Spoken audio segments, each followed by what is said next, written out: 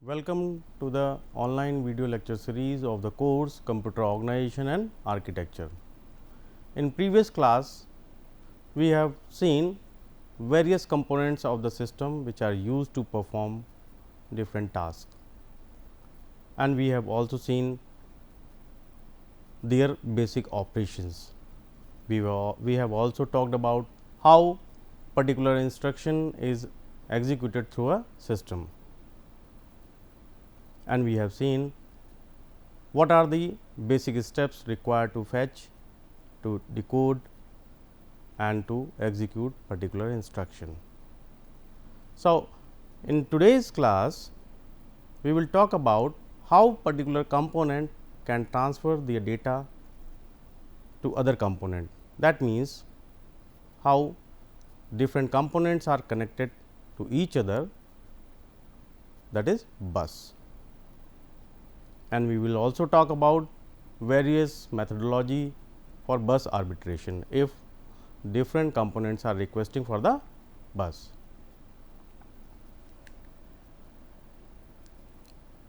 So, as you can see, there are various components in the system: processor, memory, I/O devices. They are connected through a common group of lines. These group of lines are nothing but they are bus. These set of lines are used to transfer the data from one place to another place, means two units can communicate their information through a common bus. So, bus can be defined as group of wires. So, this is a system bus, and this bus can be categorized in three part: control bus, data bus and address bus. The task of each bus is different. Let us have a control bus. This particular bus is used to transfer the control signals. Since most of the control signals are issued by the control unit in the processor, so various control signals are transferred through a control bus. Means processor can communicate their signals through a control bus. The second category, that is data bus.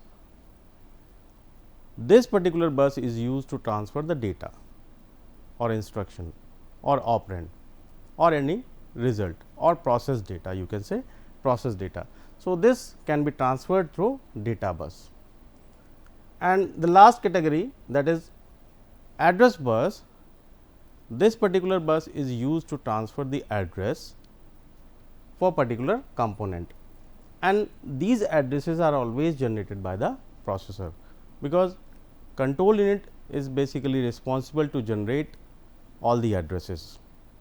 The control unit controls all the operations in the system. That is why all the addresses are generated by the control unit, and these three combination is called as system bus. Now, let us talk about the direction and interconnection of these buses. Here you can see the data bus and the control bus is bidirectional to each component. However, the address bus is towards the component, means the direction is unidirectional from bus to other component, and in case of processor it is from processor to address bus. It is outwards the processor and inwards to other component. Why? As I said, all the addresses are generated by the control unit in the processor. So, addresses are generated. So, they are transferred to the bus. They are first put onto the channel, that is address bus, and whose address is generated, that address is accepted by particular component or matches with particular component or unit. Let us have an example of read operation. Suppose read operation is to be performed. So, how this operation is performed? In last class we have seen how instruction fetch operation was performed. In same way, we will talk about the address of the location of particular component. For example, it is a memory. So, that address is generated by first processor, and that address will be available onto the channel, that is address bus. And here the address is available on the channel whosoever address matches with particular component, that component will be activated.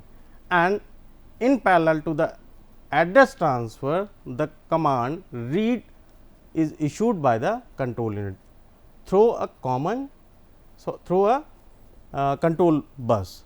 Control bus is having a command or a control signal read. So, whosoever address matches with the address bus data, that component will receive the command or the control signal read. And after that, the fetch operation will be performed. The data will be transferred through data bus, means fetching a content from particular location and putting the data or storing transferring the data through a data bus, and from data bus to processor this data is transferred this way. So, these three buses are used to transfer the data from one place to or from one unit to another unit. So, this way we can understand how system bus performs for data transfer between different components of the system. So, let us talk about single bus structure. In this case, all the components are connected through a common bus, common or a system bus. So, this bus is nothing but it is a set of address bus, control bus and data bus. So, all the components can transfer their data through this common line, single structure, but this has some serious drawbacks or some limitations. First, if we connect more number of components, then obviously there will be a problem of propagation delay, because more components are utilizing the bus, they are using the bus for data transfer. So, propagation delay may be possible, and obviously this will have one more drawback, that is limited capacity, because in a single bus we cannot connect more number of components. So, it has a limited capacity, it cannot be scaled using single bus structure. The system cannot be scaled or cannot be connected more number of components through a single bus, it has limited capacity. And last one is bottleneck problem. So, these are basic drawbacks of the single bus structure. So, how these drawbacks can be removed? So, obviously, there is a requirement of multiple bus system. So, as shown in this figure, here you can see different buses are used to connect different components. So, these are basic components: processor, cache memory, IO controller, main memory. This is connected through a system bus, and there are different components: network, fax and modem and serial, these are connected through a expansion bus. So, special or different bus is used to connect more number of components, that is expansion bus, and this bus is connected with the system bus through a expansion bus interface. And there is one more bus dedicatedly used to connect those components which are require high capacity of data transfer. For example, multimedia application, gaming application, video transfer application, where lot of data has to be transferred in a single clock cycle. So, due to the limited capacity, this cannot be performed in case of single bus architecture or a simple bus system. So, in that case, high speed bus is required, because these applications are carrying high amount of data. which is to be processed in a single clock cycle or a very few clock cycle is to be processed or to be transferred. So, dedicatedly high speed bus is used to handle such type of application. For example, graphics, video, LAN application and small computer system interface. So, this can be connected through a high speed bus. So, through this architecture previous drawbacks can be removed. So, what are the advantage of this bus is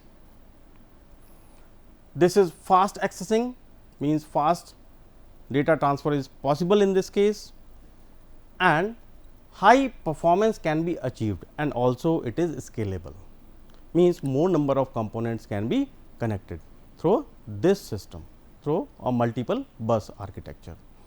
And obviously, in any computer system the main objective is to achieve maximum performance or high performance that can also be possible using this architecture.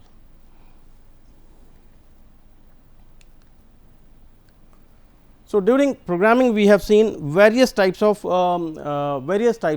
commands. So, in general there are few commands which are to be introduced, which are required in later classes. These commands are memory read command, memory write command, IO read, IO write, bus request, bus grant, interrupt request, interrupt acknowledge, clock. These are basic commands which we generally use in our study of this course. So, memory read command, the abbreviation used here MR. Memory read command is basically used to instruct the memory that read operation is to be performed, and this signal is issued by the control unit. So, whenever read operation is to be performed, the command MR is issued. And the next command is memory write or abbreviation can be used as MW. So, whenever process data is to be stored in main memory, so in that case write operation or write command is issued by the control unit. Next is IO read. Whenever some input is taken by from the IO device, so the command is used as IO read. And the output or result is to be write through IO write command or IOW command. And the next command, that is bus request. Whenever particular device is requesting for the bus to transfer their data, the command issued as BR, and if the bus is available, control unit will generate the command bus grant, that is BG.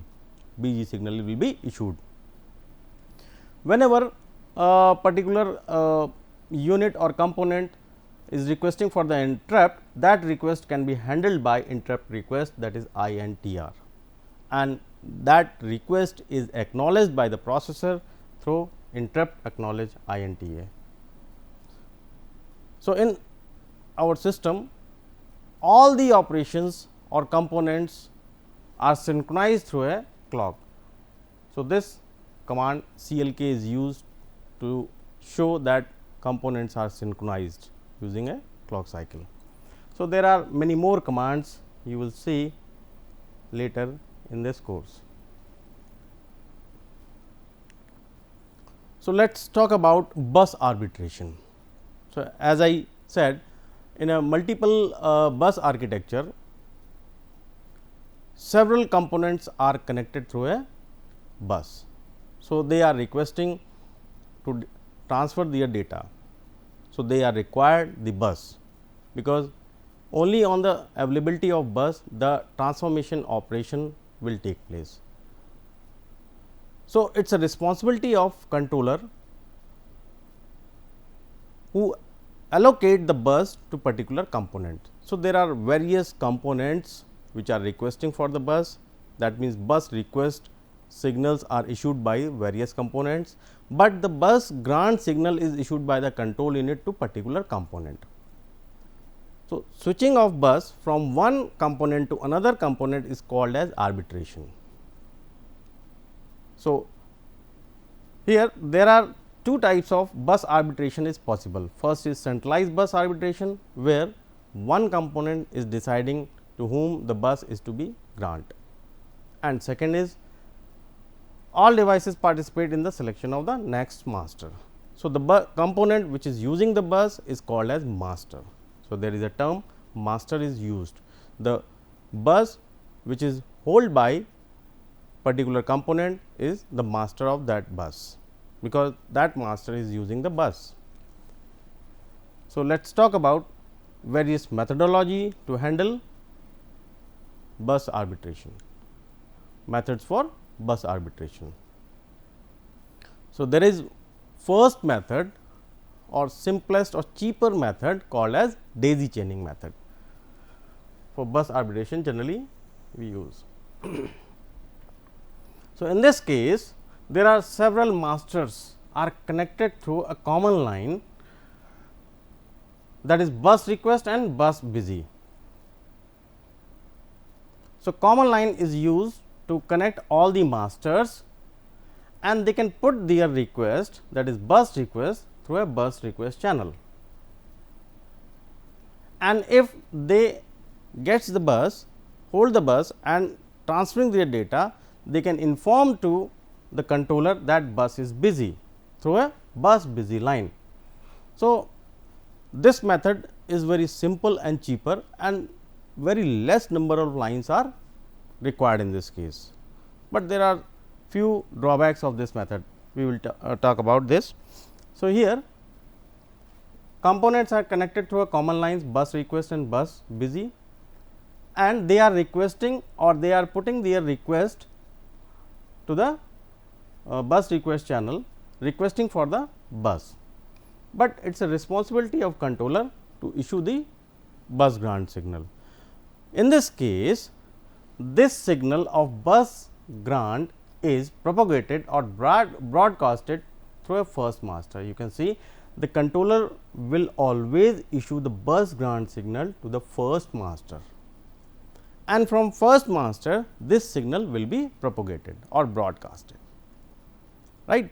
So, if master 1 is not requesting for the bus, then this bus grant signal will be issued to the next master, and in this way the signal of bus grant is propagated.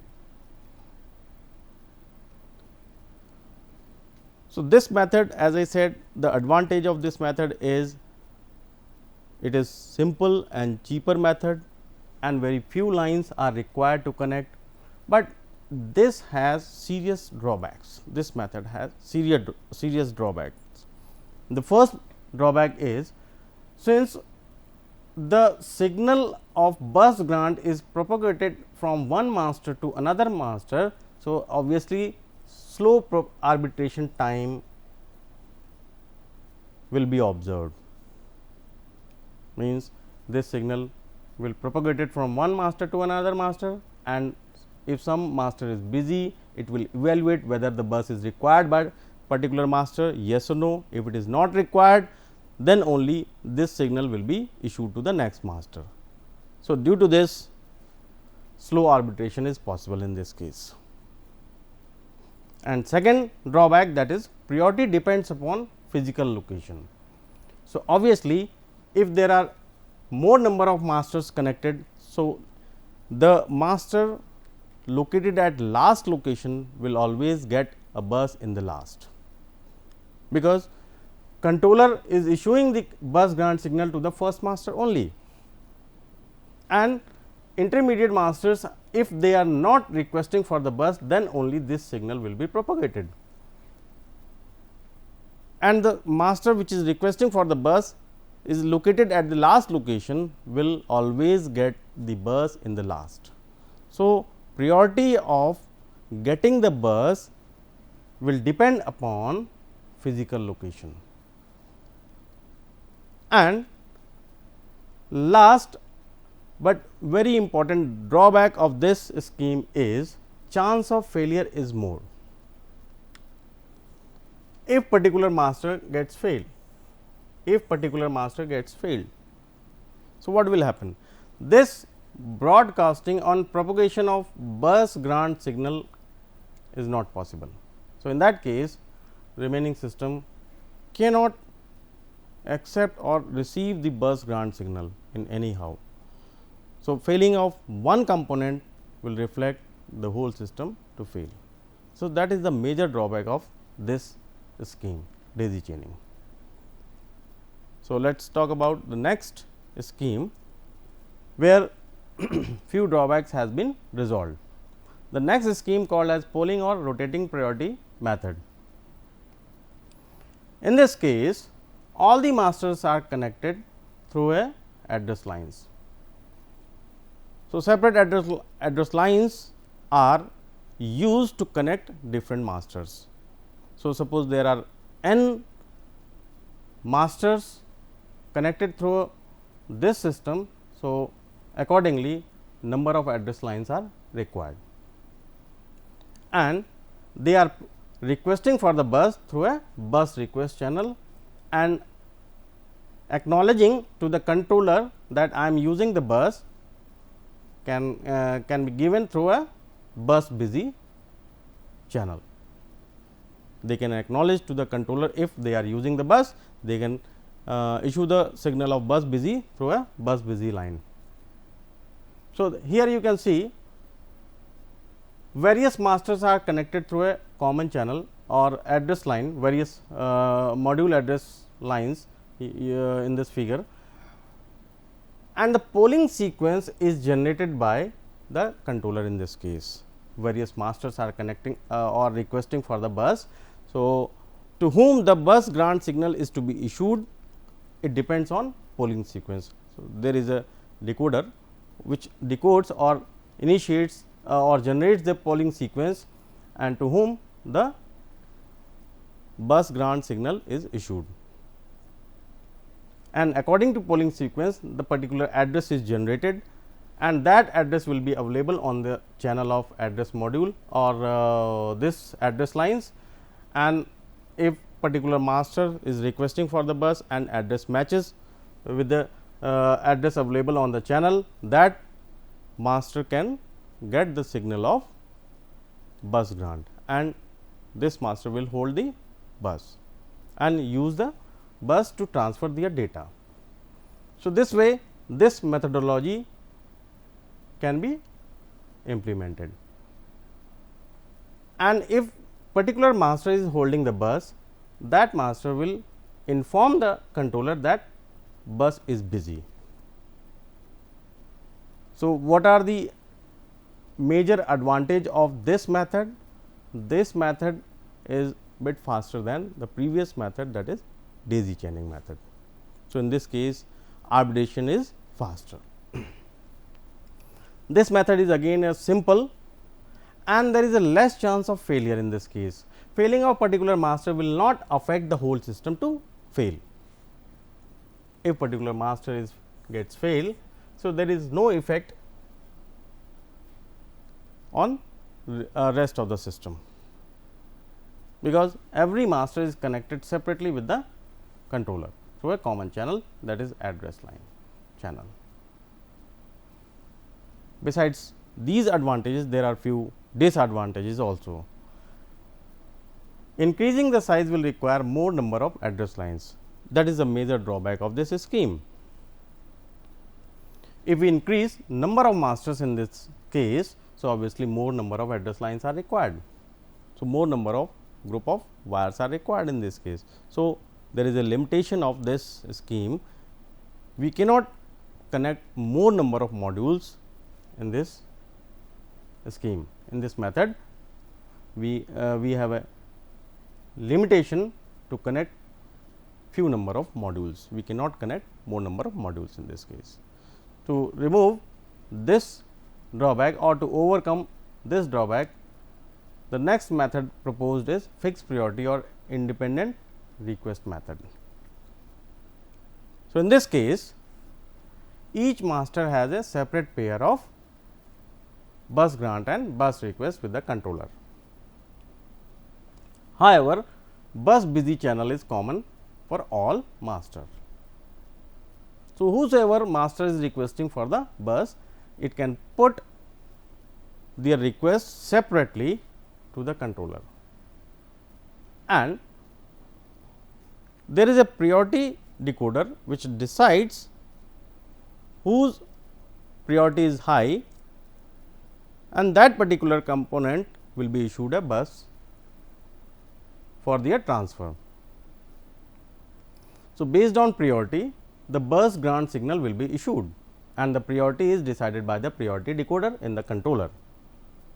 So, whosoever priority is high, that particular master will gets the access of bus. So, that is the major change in this case of priority based method. So, there are various advantages in this case. It is very fast in case of arbitration. Fast arbitration is possible in this case. So, it is the fastest one and very less chance of failure in this case again. So, that was the advantage of previous case, and in this case also there is a very less chance of failure. So, failing of any system will not affect the whole system to fail, because every master is connected through a common through a controller with a pair of bus grant and bus request. So, if particular master gets failed, there is no effect of failing that master with the whole system. So, that is the advantage of this, but there are few disadvantages of this method also. The first one is the cost is high, obviously, because to connect every master with a pair of line, cost will be high, and there is a requirement of priority decoder whose cost will also be included in this case. And one major drawback in this case is chance of starvation.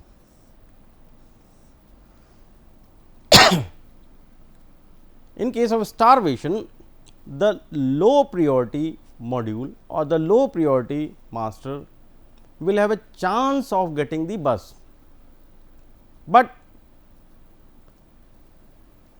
it will never get a bus or never get a bus grant signal due to high priority masters in the system. So, in case of any module having low priority, so there will be a chance of getting a bus, but this particular master will never receive a signal of bus grant from the controller. So, that is the condition of starvation that may arise in this case. However, it is faster and chance of failure is very less in this case. So, in this lecture we talked about how components are connected through a common group of lines called as bus, and how this bus can be arbitrated from one component to another component. Various methodology we have seen, that is daisy chaining, priority based method and polling sequence. Thank you.